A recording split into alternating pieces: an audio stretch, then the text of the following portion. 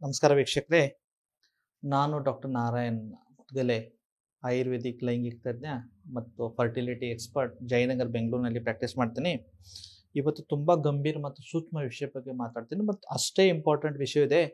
ನನ್ನ ಎಲ್ಲ ಸಬ್ಸ್ಕ್ರೈಬರ್ಸ್ ಈ ವಿಡಿಯೋ ಯಾವುದೋ ಕಾರಣಕ್ಕೆ ಮಿಸ್ ಮಾಡಬೇಡಿ, ಯಾಕಂದರೆ ಈ ವಿಡಿಯೋ ತಾವು ನೋಡಲೇಬೇಕು. ಇತ್ತೀಚೆಗೆ ಏನು ಘಟನೆಗಳು ನಡೀತಾ ಇದೆ, ಈ ಎಲ್ಲ ಘಟನೆ ನೋಡಿದ್ರೆ ನನಗೆ ಒಂದು ಏನು ತಿಳಿತಾ ಇದೆ ಅಂದರೆ, ಎಷ್ಟೋ ಮದುವೆಗಳು ಇವತ್ತೇನು ಆಗ್ತಾ ಇದೆಯಲ್ಲ, ಇದು ಬರೇ ಒಂದು ಸೊಸೈಟಿ ಪ್ರೆಷರ್ದಿಂದ ಆಗ್ತಾ ಇದೆ, ಅಥವಾ ನಮ್ಮದು ಸೊಸೈಟಿನಲ್ಲಿ ನಮ್ಮದು ಒಂದು ಇಮೇಜ್ ಇರಬೇಕು, ನಮ್ಮ ಮನೆತನ, ನಾವು ಒಂದು ಶ್ರೀಮಂತರು, ನಮಗಿಂತ ಶ್ರೀಮಂತರು ಇದ್ದಿದ್ದ ಮನೆಯಲ್ಲಿ ಕೊಡಬೇಕು, ಈ ಥರ ಏನೋ ಸೊಸೈಟಿನಲ್ಲಿ ಏನು ಸಮಸ್ಯೆಗಳಿದೆ, ಅದರಿಂದ ವೈವಾಹಿಕ ಜೀವನ ಒಳಗಡೆ ಅದರದ್ದು ಅಡ್ಡ ಪರಿಣಾಮಗಳು.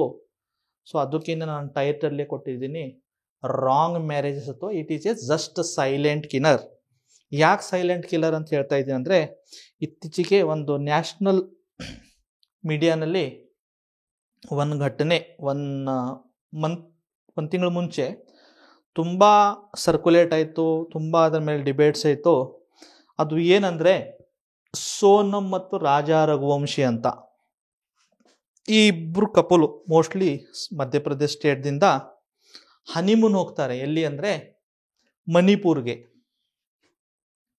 ಮಣಿಪುರ್ಗೆ ಹನಿಮೂನ್ ಹೋದಾದ್ಮೇಲೆ ಆನ್ ಆಫ್ ಸಡನ್ 2-3 ದಿವಸ ಆದಮೇಲೆ ಈ ರಾಜಾ ರಘುವಂಶಿ ಅಂತ ಈ ಹುಡುಗ ಅವ್ರ ಫ್ಯಾಮಿಲಿ ಜೊತೆಗೆ ಏನಾಗ್ತಾ ಇದ್ದಾನೆ, ಮಾತುಕತೆ ಫೋನಲ್ಲಿ ಮಾತಾಡೋದು ಡಿಸ್ಕನೆಕ್ಟ್ ಆಗಿದೆ. ಸ್ವಲ್ಪ ಫ್ಯಾಮಿಲಿಯಲ್ಲಿ ವರಿ ಆಗುತ್ತೆ, ಏನಾಯಿತು ಏನೋ, ಇಬ್ಬರು ಹುಡುಗರು ಹೋಗಿದ್ದಾರೆ ಅಷ್ಟೇ, ಯಾವುದೋ ಬೇರೆ ಪ್ಲೇಸ್. ಅದನ್ನು ಮಣಿಪುರ್ ಅಂದರೆ ತುಂಬ ಸೆನ್ಸಿಟಿವ್, ಯಾಕಂದರೆ ಇವತ್ತು ನಾಳೆ ಮಣಿಪುರ್ನಲ್ಲಿ ಸ್ವಲ್ಪ ಪಾಲಿಟಿಕಲ್ ಇನ್ಸ್ಟೆಬಿಲಿಟಿ ಇದೆ. ಏನಾದರೂ ಸಮಸ್ಯೆ ಆಗುತ್ತೋ, ಏನೋ ಅಪಹರಣ ಏನಾದರೂ ಆಯಿತಾ, ಕಿಡ್ನ್ಯಾಪ್ ಏನಾದರೂ ಮಾಡಿದ್ರ ಅಂತ ಫ್ಯಾಮಿಲಿದವ್ರು ಏನು ಮಾಡ್ತಾರೆ, ಅಲ್ಲಿ ಲೋಕಲ್ ಪೊಲೀಸ್ನಲ್ಲಿ ಹೆಲ್ಪ್ ತೊಗೊಳ್ತಾರೆ. ದೆನ್ ಸ್ಲೋಲಿ ಎಲ್ಲ ನೋಡಿದಾಗ ದೆನ್ ಫೈನಲಿ ಗೊತ್ತಾಗುತ್ತೆ ಅದು ಒಂದು ಮರ್ಡರ್ ಆಗಿದೆ ಅಂತ. ಮತ್ತು ಇದರಲ್ಲಿ ಎಲ್ಲಕ್ಕಿಂತ ಮುಖ್ಯ ಏನಂದರೆ, ಈ ಮಹಿಳೆ ಸೋನಮ್ ಅಂತ ಯಾರು ಇರ್ತಾರಲ್ಲ, ಇವರು ಬಾಯ್ ಫ್ರೆಂಡ್, ಅಂದರೆ ಮದುವೆಕ್ಕಿಂತ ಮುಂಚೆ ಅನೈತಿಕವಾದ ಸಂಬಂಧ, ನೈತಿಕ ಅನೈತ್ಯ ನಾನು ಮಾತಾಡಲ್ಲ, ಬಟ್ ಯಾವುದೋ ರಿಲೇಷನ್ಶಿಪ್ನಲ್ಲಿ ಇದ್ರು ಅವರು. ಸೊ ಈ ಅಮ್ಮ ಆ ಹುಡುಗನ ಜೊತೆಗೆ ಸೇರಿಬಿಟ್ಟು, ಈ ಅಪ್ಪ ಒಂದು ಒಳ್ಳೆ ಹುಡುಗ, ಒಂದು ಫ್ಯಾಮಿಲಿ ಬಾಯ್. ಅದು ವಿಡಿಯೋ ನೋಡಿದ್ರೆ ಒಂದೊಂದು ಸತಿ ತುಂಬ ಪಾಪ ಅನಿಸುತ್ತೆ, ಬೇಜಾರು ಅನಿಸುತ್ತೆ ಅವ್ರ ಫ್ಯಾಮಿಲಿಗಾಗಿ. ಯಾಕಂದರೆ ಇಷ್ಟೆಲ್ಲ ಮಕ್ಕಳನ್ನ ಓದಿಸ್ಬೇಕು, ಒಂದು ಲೆವೆಲ್ ತರಬೇಕು, ಒಂದು ಒಳ್ಳೆ ಸಂಸಾರ ಎಲ್ಲ ಕಡೆ ಚೆನ್ನಾಗಿ ನಡೀತಾ ಇದೆ. ಆನ್ ಆಫ್ ಸಡನ್ ಯಾವುದೋ ಒಂದು ಹುಡುಗಿ ಜೊತೆಗೆ ಮದುವೆ ಆಗಬೇಕು, 1 ತಿಂಗಳಿಗೆ ವಿದಿನ್ 1 ಮಂತ್ ಆಫ್ ಮದುವೆ, ಎಲ್ಲೋ ಹನಿಮೂನ್ ಹೋದ್ಮೇಲೆ ಆ ಹುಡುಗಿನೇ ಸಾಯಿಸ್ಬೇಕಂದ್ರೆ ತುಂಬ ಕಷ್ಟದ ಸಂಗತಿ. ಅದೇ ಥರ ನಾವು 15-20 ದಿನ ಮುಂಚೆ ನಮ್ಮ ಕರ್ನಾಟಕನಲ್ಲಿನೂ ಒಂದು ಘಟನೆ ನಡೆದು, ಉತ್ತರ ಕರ್ನಾಟಕನಲ್ಲಿ ಮದುವೆಯಾಗಿ 2-3 ತಿಂಗಳಾಗಿತ್ತು. ಆನ್ ಆಫ್ ಸಡನ್ ಏನೋ ಒಂದು ಹುಡುಗಿ ಮನೆಯಿಂದ ಹೊರಗಡೆ ಬಂದ್ಬಿಟ್ಟು, ಫೋಟೋ ಶೂಟ್ ಮಾಡ್ತೀನಿ, ಆಯಿತು ನೀನು ಬ್ರಿಡ್ಜ್ ಹತ್ರ ನಿಂತ್ಕೊ, ನಾನು ಫೋಟೋ ತೆಗಿದ್ದೀನಿ ಅಂತ ಹೇಳ್ಬಿಟ್ಟು ಹುಡುಗ ಆರಾಮಾಗಿ ಒಳ್ಳೆ ಪೋಸ್ ಕೊಡುವಾಗ ಹುಡುಗಿ ಏನು ಮಾಡ್ತಾಳೆ, ತಳ್ಳುತ್ತಾರೆ as per the initial reports. So ನಾನು ಮಾಡಿದೇ ಇಲ್ಲ ಅಂತ ನಾನು ಇದನ್ನು ಇದು ಮಾಡ್ತಾ ಇಲ್ಲ, but as per in preliminary ಏನೇನು ಗೊತ್ತಾಗಿದೆ ನ್ಯೂಸ್ನಲ್ಲಿ ಅಂದರೆ, ಅವನು ಮತ್ತು ಯಾರೋ ಲೋಕಲ್ ಜನ ಅಲ್ಲಿ ಸೇರಿಬಿಟ್ಟು ಅವನಿಗೆ ರೆಸ್ಕ್ಯೂ ಮಾಡ್ತಾರೆ, ಹೊರಗಡೆ ತೆಗ್ತಾರೆ. ಸೊ ಫಸ್ಟ್ ಸೆಂಟೆನ್ಸ್ ಅವನು ಏನು ಹೇಳ್ತಾನೆ ಅಂದರೆ, ಏನಾಯ್ತು ಬ್ರೋ ಅಂದರೆ, ಏನಿಲ್ಲ, ನಂಬಿಕೆ ದ್ರೋಹ ಬ್ರೋ.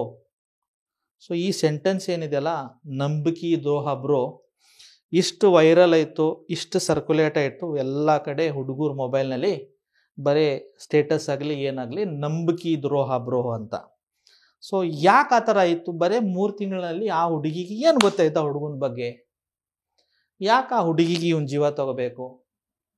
ಸೊ ಎಲ್ಲ ವಿಚಾರ ಮಾಡಿದಾಗ ಏನೋ ಇದೆಯಲ್ಲ, ಸುಮ್ಮನೆ ಯಾರ್ದು ಜೀವ ತೊಗೊಳಲ್ಲ ಸರ್. ಸುಮ್ಮನೆ ಒಂದು ಚಿಕ್ಕ ಪ್ರಾಣಿ ಇದೆ, ಅದು ಹೊಡಿಬೇಕಂದ್ರೆ ನೋವಾಗುತ್ತಲ್ಲ. ಒಂದು ಮನುಷ್ಯನನ್ನೇ ಕೊಲ್ಲಬೇಕು, ಅವನಿಗೆ ಸಾಯಿಸ್ಬೇಕಂದ್ರೆ ಎಷ್ಟು ಹೃದಯನಲ್ಲಿ ಅವನ ಬಗ್ಗೆ ಇದು ಇರಬೇಕು. ಸೊ ಯಾಕೆ ಇವೆಲ್ಲ ಆಗ್ತಾ ಇದೆ?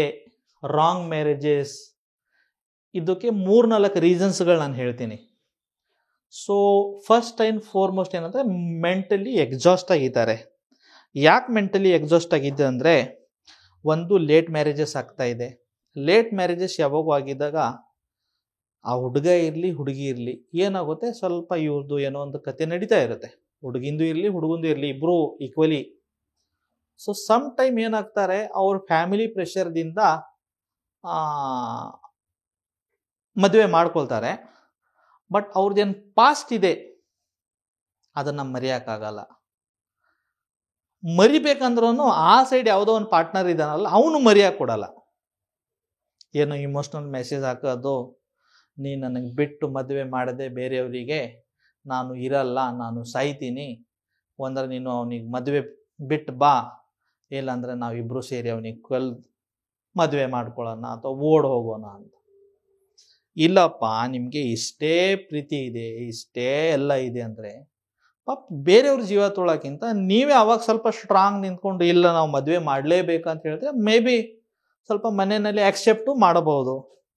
ಬಟ್ ಅದು ಮಾಡಲ್ದೇನೆ ಮದುವೆ ಆಗೋರಿಗೆ ಎಲ್ಲ ಕರೆಕ್ಟಾಗಿ ಕೂತ್ಕೊಂಡು 1 ವಾರ 10 ದಿವಸ ಆದಮೇಲೆ ಪಾಪ ಬೇರೆ ಯಾವುದೋ ಹುಡುಗನಿಗೆ ಸಾಯಿಸ್ಬಿಟ್ಟು ನಿಮಗೇನು ಸಿಗ್ತಾ ಇದೆ? ಇಡೀ ಜೀವನ ಜೈಲಿನಲ್ಲಿ ಕಳೀಬೇಕಾ? ಆ ಫ್ಯಾಮಿಲಿ ಇಡೀ ಲೈಫ್ ಅವ್ರು ಅಳ್ತಾ ಕೂತ್ಕೋಬೇಕು, ನೀವು ಜೈಲಿನಲ್ಲಿ ಸಫರ್ ಆಗಬೇಕು. ಇದರಲ್ಲಿ 3 ಫ್ಯಾಮಿಲಿ ಡೆಸ್ಟ್ರಾಯ್ ಆಯಿತು. ಸೊ ಅದೇ ನೀವು ಮದುವೆಗಿಂತ ಮುಂಚೆನೇ ಇಲ್ಲ ಡ್ಯಾಡಿ ನಾನು ಒಬ್ಬ ಹುಡುಗನಿಗೆ ಲೈಕ್ ಮಾಡ್ತೀನಿ, ಲವ್ ಮಾಡ್ತೀನಿ, ಅವನ ಜೊತೆಗೆ ಮದುವೆ ಆಗಬೇಕು. ಇಲ್ಲ ಅಮ್ಮ, ನಾನು ಒಂದು ಹುಡುಗಿ ಇಷ್ಟಪಟ್ಟಿದ್ದೀನಿ, ಆಕಿನ ಜೊತೆಗೆ ನಾನು ಮದುವೆ ಆಗಬೇಕು. ಆಯ್ತಪ್ಪ, ಸ್ವಲ್ಪ ಫ್ಯಾಮಿಲಿ ಅಪೋಸ್ ಮಾಡ್ತಾರೆ. ಆಯ್ತು, ನಿಮಗೆ ಫ್ಯಾಮಿಲಿ ಒಪ್ತಾನೆ ಇಲ್ವಾ? ನೀವು 100% ಶೋರ ಒಬ್ಬರೊಬ್ಬರ ಜೊತೆಗೆ 50 ವರ್ಷ ಬದುಕಬಹುದಾ? ಯಾಕಂದರೆ ಲವ್ ಲೈಫ್ ಬೇರೆ ಮತ್ತು ಮದುವೆ ಆದಮೇಲೆ ಲೈಫ್ ಬೇರೆ. ಲವ್ ಲೈಫ್ನಲ್ಲಿ ನನಗೆ ಚಾಕ್ಲೇಟ್ಸ್ ಬೇಕಂದ್ರೆ 5 ಚಿನ್ನ ಅಂತ ಕೊಡ್ತೀರಾ.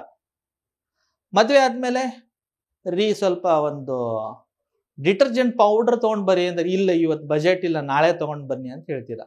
ಯಾಕಂದರೆ ಲವ್ ಅಂದರೆ ಬಿಫೋರ್ ಮದುವೆ ಏನಿದೆಯಲ್ಲ, ಏನು ಹೇಳಿದ್ರು ಸಾಲ ಮಾಡಿ ತಂದು ಕೊಡ್ತೀರಾ. ಬಟ್ ಅದೇ ಮದುವೆ ಆದಮೇಲೆ ಇದ್ದಿದ್ದಲ್ಲಿ ಸೇವಿಂಗ್ ಮಾಡಬೇಕು, ಮಕ್ಕಳಾಗ್ತಾರೆ, ಅವ್ರ ಸ್ಕೂಲ್ ಫೀಸ್ ಕಟ್ಟಬೇಕು, ಮನೆ ಬಾಡಿಗೆ ಕಟ್ಟಬೇಕು, ಎಲೆಕ್ಟ್ರಿಸಿಟಿ ಬಿಲ್ ಇದೆ, ನಾಳೆ ಏನು ಸೇವಿಂಗ್ ಮಾಡಿದ್ರೆ ನಮ್ಮ ಸಂಸಾರಕ್ಕೆ ಹೆಲ್ಪ್ ಆಗುತ್ತೆ ಅಂತ. ಇವಾಗ ಇಲ್ಲಿ ನೀವು ಏನಾಗ್ತೀರಾ, ಪೊಸೆಸಿವ್ನಲ್ಲಿ ಬರ್ತೀರಾ, ಅಂದರೆ ಒಂದು ಸೆಕ್ಯೂರಿಟಿನಲ್ಲಿ ಬರ್ತೀರಾ. ಮದುವೆ, ಒಂದು ಸಂಸಾರ, ಒಂದು ಮನೆ. ಬಟ್ ಅಲ್ಲಿ ಲವ್ ಇದ್ದಾಗ ಅಲ್ಲಿ ಏನು ಇರಲ್ಲ, ಕಮಿಟ್ಮೆಂಟ್ ಇರಲ್ಲ ಸರ್. 10 ದಿವಸದಲ್ಲಿ 1 ದಿವಸ ಏನೋ ಒಂದು 1000 ರೂಪಾಯಿ ಫ್ರೆಂಡ್ಸ್ ಹತ್ರ ಇಸ್ಕೊಂಡು ಒಂದು ಬೈಕ್ ಮೇಲೆ ಒಂದು 200 ರೂಪಾಯಿ ಪೆಟ್ರೋಲ್ ಹಾಕಿ ಒಂದು 500 ರೂಪಾಯಿಗೆ ಒಂದು ಹೋಟೆಲ್ ಬುಕ್ ಮಾಡಿಬಿಟ್ಟು ಒಂದು 300 ರೂಪಾಯಿ ಕೋಲ್ಡ್ ಡ್ರಿಂಕ್ಸ್ ಯಾರೋ ಕುಡಿಸ್ಬೋದು. ಬಟ್ ಅದು ದಿನ ಮಾಡಿ ಅಂದ್ರೆ ಆಗಲ್ಲ. ಸೊ ನೀವು ಯಾವಾಗ ಲವ್ ಅಂತ ಹೇಳ್ತೀರಾ, ನಾನು 100% ಅಟ್ಯಾಚ್ಮೆಂಟ್ ಇರ್ತೀರಲ್ಲ, ನೀವು ಡಿಸೈಡ್ ಮಾಡಿ, ನಾನು ಮದುವೆ ಆದಮೇಲೆ ಈ ಅಮ್ಮದು ಅಥವಾ ಈ ಅಪ್ಪದು ಇಷ್ಟೆಲ್ಲ ಡಿಮಾಂಡ್ಸು. ಹುಡುಗ ಇದ್ದರೆ ಹುಡುಗಿನ ಡಿಮಾಂಡ್ಸು, ಹುಡುಗಿ ಇದ್ದರೆ ಬೈ ಚಾನ್ಸ್ ಇವನು ಆಲ್ಕೋಹಾಲಿಕ್ ಇದ್ದಾನೆ, ಇವನು ಸ್ಮೋಕ್ ಮಾಡ್ತಾನೆ, ಇವನು ಡ್ರಿಂಕ್ಸ್ ಮಾಡ್ತಾನೆ, ಇವನು ಫ್ರೆಂಡ್ಸ್ ಹೇಗಿದ್ದಾರೆ, ನನಗೆ ಮಧ್ಯರಾತ್ರಿ 12 ಗಂಟೆಗೆ ಇವ್ನು ಮನೆಗೆ ಬರೋನು, ನನಗೇನು ನೋಡಬೇಕು, ನಾನು ಯಾವುದೋ ಬೆಂಗಳೂರಿನಲ್ಲಿ ಮನೆ ಮಾಡಿದ್ದೀನಿ, 12 ಗಂಟೆವರೆಗೆ ಇವ್ನು ಕಾಯ್ಕೋದು ಕೊಡೋಕ್ಕಾಗುತ್ತಾ, ಎಲ್ಲ ರೀತಿಯಿಂದ ಯೋಚನೆ ಮಾಡಬೇಕು. ಎಷ್ಟೋ ಜನ ಮದುವೆ ಆಗಬೇಕಂತ ಊರಿಂದ ಓಡ್ ಬರ್ತಾರೆ, ಬೆಂಗಳೂರಿನಲ್ಲಿ ಮೆಜೆಸ್ಟಿಕ್ನಲ್ಲಿ ಲಾರ್ನಲ್ಲಿ 1 ವಾರ 10 ದಿನ ಯಾರೋ ಫ್ರೆಂಡ್ಸ್ ಹೆಲ್ಪ್ ಮಾಡ್ತಾರೆ. ಎಷ್ಟು ದಿನ ಅಂತ ಫ್ರೆಂಡ್ಸ್ ಹೆಲ್ಪ್ ಮಾಡೋಕ್ಕಾಗುತ್ತೆ ರೀ? ಆಮೇಲೆ ಎಲ್ಲೋ ಒಂದು ಸುಮ್ಮನೆ ಸ್ಲಮ್ನಲ್ಲಿ ಹೋಗೋದು, ಒಂದು ರೂಮ್ ಮಾಡೋದು, ಅವನು ಓನರ್ ಬರ್ತಾನೆ ರೆಂಟ್ ಕೊಡಪ್ಪ ಅಂತ ಇವನ ಹತ್ರ ದುಡ್ಡಿಲ್ಲ ಅಂದರೆ ಕಷ್ಟ ಆಗ್ಬಿಡೋದೆ. ಸೊ ಯಾವಾಗ ನೀವು ಮದುವೆ ಬಗ್ಗೆ 100% ಶೋರ್ ಇದ್ದೀರಾ, ನೀವು 100% ಏನಿದೆ ಇಲ್ಲಪ್ಪ ಇವ್ನು ನನಗೆ ಕಾಪಾಡ್ಬೋದು ನೋಡ್ಬೋದು ಅಂದರೆ 100% ಮದುವೆ ಮಾಡ್ಕೊಳ್ಳಿ. ಬಟ್ ಯಾವುದೋ ಕಾರಣಕ್ಕೆ ಫಾರ್ ಎಕ್ಸಾಂಪಲ್ ಮದುವೆ ಆಗಿದೆ ಅಂದರೆ ಅವ್ರ ಸಂಸಾರ ಹಾಳು ಮಾಡಬೇಡಿ. ಏನಿತ್ತು ಆಯಿತು. ಲವ್ ಹೇಗಿರುತ್ತೆ ಅಂದರೆ, ನಮ್ಮ ಪಾರ್ಟ್ನರ್ ಎಲ್ಲಿದ್ರೂ ಖುಷಿಯಾಗಿ ಇರಬೇಕು, ನನ್ನ ಜೊತೆಗೆ ಖುಷಿಯಾಗಿ ಇರಬೇಕಂತಿಲ್ಲ, ಎಲ್ಲಿ ಹೋದ್ರೂ ಖುಷಿಯಾಗಿರಿ ಅಪ್ಪ, that is love. If in case ನನ್ನ ಹತ್ರನೇ ಖುಷಿ ಇರಬೇಕು, ಇಲ್ಲಾಂದ್ರೆ ಬೇರೆ ಕಡೆ ಹೋದ್ರೆ ನಾನು ಆ್ಯಸಿಡ್ ಹಾಕ್ತೀನಿ, ಬೇರೆ ಕಡೆ ಹೋದರೆ ನಾನು ಚಾಕೋದಿಂದ ಚೂರಿದಿಂದ ಹೊಡಿತೀನಿ ಅಥವಾ ಗಂಡಕ್ಕೆ ಹೊಡಿತೀನಿ ಅಂದರೆ ಅದು ದ್ವೇಷ. ಸೊ ಈ ರಾಂಗ್ ಮ್ಯಾರೇಜಸ್ನಲ್ಲಿ ಮೆಂಟಲ್ ಕಂಡೀಷನ್ ಅಂದರೆ ಮೆಂಟಲಿ ಎಕ್ಸಾಸ್ಟೆಡ್. ಎರಡನೇದು ಏನಂದರೆ ಸೆಕ್ಸುವಲಿ ಏನಾಗುತ್ತೆ, ಮಿಸ್ ಮ್ಯಾಚ್. ಯಾಕೆ ಈ ವಿಷಯ ಬಗ್ಗೆ ನಾನು ಹೇಳ್ತಾ ಇದ್ದೀನಿ ಅಂದರೆ, ಇವತ್ತು ನಾಳೆ most of the time husband working ಇರ್ತಾರೆ, ಮಹಿಳೆಯರು ಸ್ವಲ್ಪ ಹೌಸ್ ವೈಫ್ ಇರ್ತಾರೆ.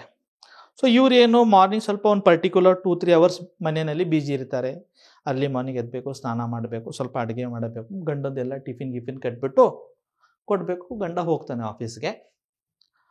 ಈಗ ಬೆಂಗಳೂರು ಟ್ರಾಫಿಕ್ಕು, ಯಾರೋ ಇಲ್ಲಿ ಬನಶಂಕರಿನಲ್ಲಿ ಮನೆ, ಎಲ್ಲೋ KR ಪುರಂನಲ್ಲಿ ಒಂದು ಆಫೀಸು, ಹೋಗ್ಬೇಕಂದ್ರೆ 1 ಅವರ್, ಬರಬೇಕಂದ್ರೆ 1-2 ತಾಸು, ಅಂದರೆ ದಿನ ಒಂದು 3 ಅವರ್ ಬರೀ ಟ್ರಾಫಿಕ್ನಲ್ಲಿ. ಆಫೀಸ್ನಲ್ಲಿ ಇವತ್ತು ನಾಳೆ ಆರ್ಟಿಫಿಷಿಯಲ್ ಇಂಟೆಲಿಜೆನ್ಸ್ ಬಂದಿನ ಹಿಡಿದು ಸ್ವಲ್ಪ ಜಾಬ್ದು ತೊಂದರೆಗಳು, ಜಾಬ್ದಿಂದ ತೆಗಿತಾ ಇದ್ದಾರೆ, ಸೀನಿಯರ್ದು torture, office politics, target achieve ಮಾಡಲೇಬೇಕು, ಟಾರ್ಗೆಟ್ ಅಚೀವ್ ಮಾಡಿಲ್ಲ ಅಂತ ಇನ್ಸೆಂಟಿವ್ಸ್ ಕೊಡಲ್ಲ, ನಾನಾ ರೂಪದಿಂದ ಮೆಂಟಲಿ ಪ್ರೆಷರ್ ಇವನಿಗೆ. ಈ ಟ್ರಾಫಿಕ್ಕು, ಈ ಪ್ರೆಷರು, ಕರೆಕ್ಟಾಗಿ ಟೈಮಲ್ಲಿ ನಿದ್ರೆ ಇಲ್ಲ, ಊಟ ಇಲ್ಲ, ಬಾಡಿಗೆ ವ್ಯಾಯಾಮ ಇಲ್ಲ, ಸೆಕ್ಸುವಲಿ ಏನಾಗ್ತಾನೆ ಇವನು ಸ್ವಲ್ಪ ವೀಕ್ ಆಗ್ತಾನೆ. ಇಂಪಾರ್ಟೆಂಟ್ ಅಂತ ಹೇಳಲ್ಲ, ವೀಕ್ ಆಗ್ತಾನೆ. ಆವಾಗ ಇವರು ಮಹಿಳೆಯರು ಬೆಳಗ್ಗೆ 1-2-3 ಅವರ್ಸ್ ಕೆಲಸ ಮಾಡ್ತಾ ಇದ್ದಾರೆ, ಈವ್ನಿಂಗ್ 1-2-3 ಅವರ್ಸ್ ಕೆಲಸ ಮಾಡ್ತಾರೆ. ಸೊ ಇಡೀ ದಿನ ಅವ್ರು ಏನು ಮಾಡ್ತಾರೆ, ಒಂದು TV ನೋಡಬೇಕು, ಇಲ್ಲಾಂದ್ರೆ ಸೋಷಿಯಲ್ ಮೀಡಿಯಾನಲ್ಲಿ ಇರಬೇಕು. ಸೋಷಿಯಲ್ ಮೀಡಿಯಾನಲ್ಲಿ ಯಾವಾಗ ಇರ್ತಾರ, ಏನು ಇನ್ಸ್ಟಾಗ್ರಾಮ್ ಇರ್ಬೋದು, ಫೇಸ್ಬುಕ್ ಇರ್ಬೋದು, ಮತ್ತು ಯಾವುದೋ ಈ ಥರ ಚಾಟ್ಸ್ ಆ್ಯಪ್ದಿಂದ ಏನೋ ಒಂದು ಫ್ರೆಂಡ್ ರಿಕ್ವೆಸ್ಟ್ ಬರುತ್ತೆ, ಸುಮ್ಮನೆ ನೋಡೋಣ, ಟೈಮ್ ಪಾಸ್ ಮಾಡೋಣ ಅಂತ ಎಕ್ಸೆಪ್ಟ್ ಮಾಡ್ತಾರೆ. ಏನೋ ಒಂದು ಕತೆ ಸ್ಟಾರ್ಟ್ ಆಗುತ್ತೆ. ಆವಾಗ ಅಲ್ಲಿ ಒಂದು ಇಲಿಸಿಟ್ ಅಫೇರು, ಒಂದು ಅನೈತಿಕವಾದ ಸಂಬಂಧ ಬೆಳೆಯುತ್ತೆ. ಆವಾಗ ಈ ಅಪ್ಪ ಬೆಳಗ್ಗೆ 9 ಗಂಟೆಗೆ ಮನೆ ಬಿಟ್ಟು ಹೋಗಿ ರಾತ್ರಿ 10 ಗಂಟೆಗೆ ಬರ್ತಾನೆ. ಇವನು ಸೆಕ್ಸುವಲಿ ಆ್ಯಕ್ಟಿವ್ ಆಗಿ ಇಲ್ಲ. ರಾತ್ರಿ ಬಂದು ಸುಸ್ತಾಗ್ಬಿಟ್ಟು ಊಟ ಮಾಡ್ತಾನೆ, ಮಲಗ್ತಾನೆ. ಹೆಂಡ್ತಿಗೆ ಮಾತಾಡೋಕ್ಕೆ ಟೈಮ್ ಇಲ್ಲ. ಮತ್ತು ಬೆಳಗ್ಗೆ ಎದ್ದಬೇಕು, ಸ್ನಾನ ಮಾಡಬೇಕು, ಹೋಗಬೇಕು. ಸೊ ಆವಾಗ ಆ ಹುಡುಗಿಗೆ ಏನು ಅನಿಸುತ್ತೆ ಅಂದರೆ, ಇವು ನನಗೆ ಲವ್ ಮಾಡಲ್ಲ, ನನಗೆ ಟೈಮ್ ಕೊಡಲ್ಲ, ನನ್ನ ಬಗ್ಗೆ ಇವನಿಗೆ ಕಾಳಜಿ ಇಲ್ಲ, ನಾನು ಟಿಫಿನ್ ಮಾಡಿದ್ನಂತೂ ಕೇಳಿಲ್ಲ, ನಾನು ಊಟ ಮಾಡಿದ್ನಂತೂ ಕೇಳಿಲ್ಲ. ಆವಾಗ ಯಾವುದೋ ಒಂದು ಹುಡುಗ ಸಿಗ್ತಾನೆ. ಅವನು ಒಂದರ ಕಾಲೇಜ್ ಗೋಯಿಂಗ್ ಇರ್ಬೋದು, ಇನ್ನು ಇನಿಷಿಯಲ್ ಸ್ಟೇಜ್ ಜಾಬ್ ಸರ್ಚ್ ಮಾಡ್ತಿರ್ಬೋದು. ಮನೆಯಲ್ಲಿ ಯಾವುದೋ ರೀತಿ ಅವನಿಗೆ ಫೈನಾನ್ಷಿಯಲ್ ಕಮಿಟ್ಮೆಂಟ್ ಇಲ್ಲ, ಇವನು ಖಾಲಿ. ಸೊ ಹೇಗಿದ್ದೀರಾ, ಊಟ ಆಯ್ತಾ, ನಿಮ್ಮ ಫೋಟೋ ಕಳಿಸಿ, ನಿಮ್ಮ ಸೀರೆ ಚೆನ್ನಾಗಿ ಕಾಣಿಸ್ತಾ ಇದೆ, ನಿಮ್ಮ ಲಿಪ್ಸ್ ಚೆನ್ನಾಗಿದೆ, ನಿಮ್ಮ ಕಣ್ಣು ಚೆನ್ನಾಗಿದೆ, ನಿಮ್ಮ ಕೂದಲು ಚೆನ್ನಾಗಿದೆ. ಅಯ್ಯಯ್ಯೋ, ಇವನು ಎಷ್ಟೆಲ್ಲ ನನಗೆ ಹೊಗಳ್ತಾ ಇದ್ದೇನಲ್ಲ, ಆ್ಯಕ್ಚುಲಿ ನನಗೆ ಇವನ ಜೊತೆಗೆ ಯಾಕೆ ಮದುವೆ ಆಗಬಾರ್ದು. ಹಾಗೆ ಸ್ವಲ್ಪ ಬರ್ತಾರೆ ಹೊರಗಡೆ ಫ್ರೆಂಡ್ಸು, ಮತ್ತು ಯಾವುದೋ ಬುಕ್ ಮಾಡ್ತಾರೆ, ಹೋಟೆಲ್ ಹೋಗ್ತಾರೆ. ಅವನು ಕೆಲಸನೇ ಏನಿಲ್ಲಲ್ಲ, ಸೆಕ್ಸುವಲಿ ಚೆನ್ನಾಗಿರ್ತಾನೆ. ಹೆಂಗೆ ಒಬ್ವಿಯಸ್ಲಿ 20 ವರ್ಷ 25 ವರ್ಷ ಅಂದರೆ ಟೆಸ್ಟೋಸ್ಟಿರಾನ್ ಜಾಸ್ತಿ ಆಗಿರುತ್ತೆ. ಆ ಒಂದು ಮೀಟ್ನಲ್ಲಿ 2-3 ಸತಿ ಅವನು ಚೆನ್ನಾಗಾಗಿ ಒಳ್ಳೆ ಪರ್ಫಾರ್ಮೆನ್ಸ್ ಕೊಡ್ತಾನೆ. ಆವಾಗ ಏನಾಗುತ್ತೆ,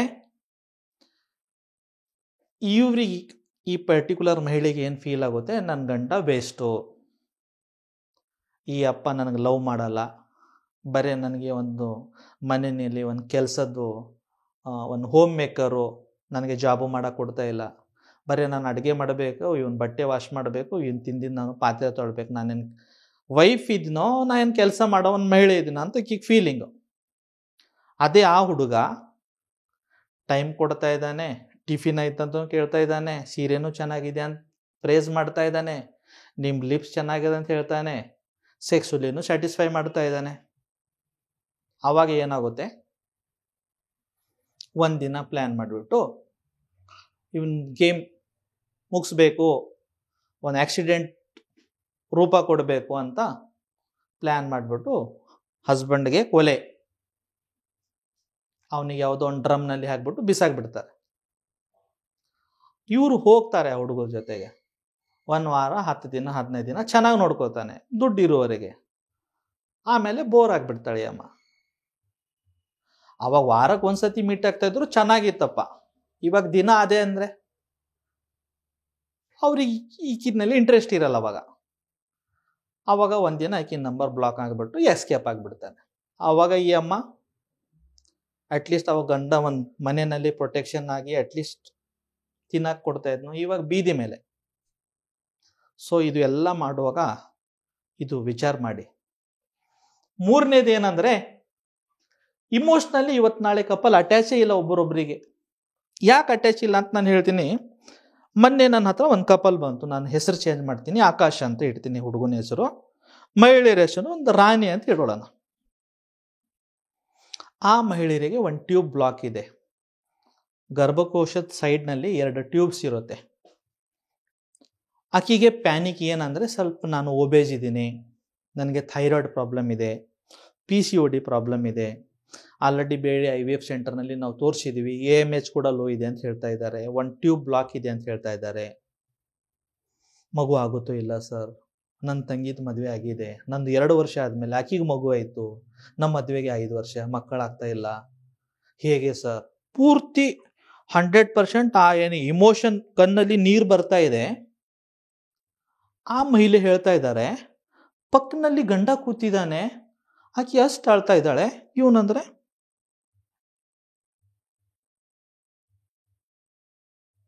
ಆಕೆಗೆ ಇವನಿಗೆ ನೋಡ್ತಾ ಇದ್ದಾಳೆ, ನಾನೇ ಸ್ವಲ್ಪ ಡಿಸ್ಟ್ರಾಕ್ಟ್ ಮಾಡಲಿ ಅಂತ ಹೇಳಿ ಸರ್ ಅಂದ್ರೆ ಏನು ಸರ್ ಏನಿತ್ತು ಅಂದರೆ ಇಮೋಷ್ನಲಿ ಕನೆಕ್ಟೇ ಇಲ್ಲ. ಹೆಂಡತಿಗೆ ನಾನು ಹಾಸ್ಪಿಟಲ್ ಕರ್ಕೊಂಡು ಬಂದಿದ್ದೀನಿ, ಆ 10 ನಿಮಿಷ ನಾನು ಐ ಶುಡ್ ಗಿವ್ ಪರ್ಟಿಕ್ಯುಲರ್ ನಮ್ದು ಏನು ಕಂಪ್ಲೇಂಟ್ಸ್ ಇದೆ, ನಮ್ಮ ಏನು ಪ್ರಾಬ್ಲಮ್ಸ್ ಇದೆ, ಡಾಕ್ಟರ್ ಜೊತೆಗೆ ಹೇಳಬೇಕು, ಡಾಕ್ಟರ್ನ ಶೇರ್ ಮಾಡಬೇಕು. ಅದು ಬಿಟ್ಟು ವೈಫ್ ಎಲ್ಲ ಡೀಟೇಲ್ ಆಗಿ ಹೇಳ್ತಾ ಇದ್ದಾಳೆ, ಇವನು ಮೊಬೈಲ್ನಲ್ಲಿ ಚಾಟ್ ಮಾಡ್ತಾ ಇದ್ದಾನೋ, ಆಫೀಸ್ ವರ್ಕ್ ಮಾಡ್ತಾ ಏನು ಗೊತ್ತಿಲ್ಲ. ಬಟ್ ಅಲ್ಲಿ ನನಗೆ ಏನು ಅನಿಸ್ತು ಅಂದರೆ, ಇನ್ಕಂಪ್ಯಾಟಿಬಿಲಿಟಿ, ಒಬ್ಬರೊಬ್ಬರಿಗೆ ಏನಿದೆಯಲ್ಲ ಇಮೋಷ್ನಲಿ ಕನೆಕ್ಟ್ ಆಗಿ ಇಲ್ಲ. ಯಾಕಂದರೆ ಈಗಿನ ಪ್ರಾಬ್ಲಮ್ ಇದೆ, ಮಕ್ಕಳಾಗ್ತಾ ಇಲ್ಲ, ನಾನು ಚೆನ್ನಾಗಿದ್ದೀನಲ್ಲ, ಈಗಿನ ಪ್ರಾಬ್ಲಮ್ ಇದೆ, ಮಕ್ಕಳಾಗ್ತಾ ಇಲ್ಲ, ನಾನು ಚೆನ್ನಾಗಿದ್ದೀನಲ್ಲ. ಸೊ ಆ ಆಟಿಟ್ಯೂಡ್. ಸೊ ಅದಕ್ಕಾಗಿನೇ ಏನಿದೆಯಲ್ಲ, ಇವು ಮ್ಯಾರೇಜಸ್ ಇದೆ ನೋಡಿ, ಇಟ್ ಈಸ್ ಒಂದು ಸೈಲೆಂಟ್ ಕಿಲ್ಲರ್ ಆಗ್ತಾ ಇದೆ. ಸೊ ನಾನು ಏನು ಹೇಳ್ತಾ ಇದ್ದೀನಿ ಅಂದರೆ, ಮದುವೆ ಆಗಿಬಿಟ್ಟು ಜೀವ ಹೋಗ್ತಾ ಇದೆ ಇದ್ರೆ ಅದಕ್ಕಿಂತ ಸುಮ್ಮನೆ ಬ್ಯಾಚುಲರ್ ಇರೋದು ಉತ್ತಮ ಅಲ್ಲ. ಇವತ್ತು ನಾಳೆ ನಿಮಗೆ ಸೇರಲೇಬೇಕು, ಫಿಸಿಕಲಿ ಆ್ಯಕ್ಟಿವ್ ಇರಲೇಬೇಕಂದ್ರೆ ಎಷ್ಟೋ ಆನ್ಲೈನ್ ಆ್ಯಪ್ ಇದೆ, ಎಷ್ಟೋ ಪಾರ್ಟ್ನರ್ ಸಿಗ್ತಾರೆ, ವಾರಕ್ಕೆ ಒಂದ್ಸತಿ, ತಿಂಗಳಿಗೆ ಒಂದ್ಸತಿ ಹೋಗ್ಬೋದು. ಅದಕ್ಕೆ ಬಿಟ್ಟು ಬರೀ ಸೊಸೈಟಿ ಪ್ರೆಷರ್ ಇದೆ. ನಾನು ಮತ್ತೊಂದು ಹೇಳ್ತೀನಿ, ಒಂದು ಕೇಸ್ ನನ್ನ ಹತ್ರ ಬಂತು. ಹುಡುಗ ತುಂಬ ಹ್ಯಾಂಡ್ಸಮ್ ಆಗಿದ್ದಾನೆ, ಚೆನ್ನಾಗಿದ್ದಾನೆ, ಒಂದು 6 ಫೀಟ್ ಹೈಟ್ ಇದೆ. ಆ ಹುಡುಗನಿಗೆ ಗೊತ್ತಿದೆ ಅವನ ಹತ್ರ ಪ್ರಾಬ್ಲಮ್ ಇದೆ ಅಂತ. ಬಟ್ ರಿಚ್ ಫ್ಯಾಮಿಲಿ ಒಂದು ಹುಡುಗಿನ ಮದುವೆ ಮಾಡ್ತಾನೆ. 3 ತಿಂಗಳಾಯ್ತು ಆ ಹುಡುಗಿನ ಟಚ್ಚು ಮಾಡಲ್ಲ. ಡೈಲಿ ಬೆಡ್ರೂಮ್ನಲ್ಲಿ ಮಲಗ್ತಾ ಇದ್ದಾರೆ, ಆ ಹುಡುಗಿನ ಟಚ್ಚೇ ಮಾಡಿಲ್ಲ. ಆ ಹುಡುಗಿ ಯಾವಾಗ ಜಾಸ್ತಿ 3 ತಿಂಗಳಾಯಿತು ನನಗೆ ಯಾಕೆ ಟಚ್ ಮಾಡ್ತಾ ಇಲ್ಲ ಅಂತ ಪೇರೆಂಟ್ಸ್ ಹೇಳಿದ ಮೇಲೆ, ಇಬ್ಬರು ಪೇರೆಂಟ್ಸ್ ಕೂತ್ಬಿಟ್ಟು ಮತ್ತೇನೋ ಒಂದು ಸ್ವಲ್ಪ ಒಂದು ಡಾಕ್ಟ್ರ್ ತೋರಿಸ್ಬೇಕಂತ ಹೇಳಿದ್ಮೇಲೆ ನಮ್ಮ ಹತ್ರ ಬಂದಮೇಲೆ ಅವ್ನು ಸ್ಟ್ರೇಟಾಗಿ ಹೇಳ್ತಾನೆ, ಸರ್ ನನಗೆ ಗರ್ಲ್ಸ್ನಲ್ಲಿ ಇಂಟ್ರೆಸ್ಟೇ ಇಲ್ಲ, ಐ ಮೇ ಹೋಮೋಸೆಕ್ಸುವಲ್, ನನಗೆ ಹುಡುಗರ್ನಲ್ಲಿ ಇಂಟ್ರೆಸ್ಟ್ ಇದೆ. ಮತ್ತು ಸರ್ ಯಾಕೆ ಮದುವೆ ಮಾಡಿದ್ರ ಸರ್, ಇವ್ರ ಲೈಫ್ ಏನು ಸರ್? Society pressure sir. ನಮ್ಮ ಮನೆಯಲ್ಲಿ ಒಪ್ತಾರ ಸರ್ ನಾನು ಒಂದು ಹುಡುಗನಿಗೆ ಇಷ್ಟಪಡ್ತೀನಿ ಅಂದರೆ? ಸೊಸೈಟಿನಲ್ಲಿ ನನಗೆ ಒಂದು ಯಾರೋ ಹೆಂಡತಿ ಬೇಕಲ್ಲ, ಎಲ್ಲೋ ಫಂಕ್ಷನಲ್ಲಿ ಹೋಗ್ಬೇಕಂದ್ರೆ ನನಗೇನು ಪ್ರಾಬ್ಲಮ್ ಇಲ್ಲ, ಆಕಿ ಬೇಕಾದ್ರೆ ಬೇರೆ ಹತ್ರ ಯಾರಾದ್ರೂ ಇದ್ರು ಹೋಗ್ತೀನಿ, ಬೇಕಾದ್ರೆ ನಾನೇ ಕರ್ಕೊಂಡು ಹೋಗ್ತೀನಿ ಅಂತ. ಅವ್ರು ಎಂಜಾಯ್ ಮಾಡಿ ಬರಲಿ, ನನಗೇನು ಪ್ರಾಬ್ಲಮ್, ಐ ಡೋಂಟ್ ಮೈಂಡ್ ಅಂತ. ಏನು ಹೇಳ್ತೀರಿ? ಸೊ ಇಷ್ಟೆಲ್ಲ ಆಗ್ತಾ ಇದೆ. ಸೊ ಮದುವೆ ಆಗ್ತಾ ಇದ್ದೀರಾ, ಹುಷಾರು. ಎಲ್ಲ ಕಡೆ ಮುಂಚೆ ಒಂದು ಕಾಲ ಇತ್ತು, ಜಾತಕ ನೋಡಬೇಕು, ಮನೆತನ ಹೇಗಿದೆ, ಹಾಗಿದೆ, ಹೀಗಿದೆ ಅಂತ. ಸೊ ನಾನು ಪರ್ಸ್ನಲಿ ಏನು ಸಜೆಸ್ಟ್ ಮಾಡ್ತೀನಿ, ತಾವು ಯಾರ ಜೊತೆಗೂ ಮದುವೆ ಮಾಡಬೇಕಂದ್ರೆ 1 ತಿಂಗಳು 2 ತಿಂಗಳು ಫಸ್ಟ್ ನೀವು ಸ್ಟಡಿ ಮಾಡಿ, ಅಪ್ಪ ಹೇಗಿದ್ದಾನೆ, ಇವನು ಹೇಗಿದೆ ಆ್ಯಕ್ಟಿವಿಟಿ, ಇವ್ನ ನೇಚರ್ ಹೇಗಿದೆ, ಇವ್ ನನಗೆ ನೋಡ್ಬೋದಾ, ಪ್ರೊಟೆಕ್ಟ್ ಮಾಡ್ಬೋದಾ, ನನ್ನ ಜೊತೆ ಹೇಗೋ ಟೈಮ್ ಬರಲಿ, ಅದು ಚೆನ್ನಾಗಿರಲಿ ಅಥವಾ ಬ್ಯಾಡ್ ಇರಲಿ, ಆ ಟೈಮ್ನಲ್ಲಿ ನನ್ನ ಜೊತೆಗೆ ಸ್ಟ್ಯಾಂಡ್ ಆಗ್ಬೋದಾ. ನಿಮಗೆ ಯಾವಾಗ ಅನಿಸ್ತು ಓಕೆ ಅಂದ್ರೇ ಆ ಮದುವೆನಲ್ಲಿ ಎಂಟ್ರಿ ಮಾಡಿ. ಸುಮ್ಮನೆ ಸೊಸೈಟಿ ಪ್ರೆಷರ್ಗೆ ಮದುವೆ ಆಗಿಬಿಟ್ಟು ಮತ್ತು ರಾಜ್ಯ ರಘುವಂಶಿತ ಕಥೆ ಆಗಬಾರ್ದು. ನಮಸ್ಕಾರ.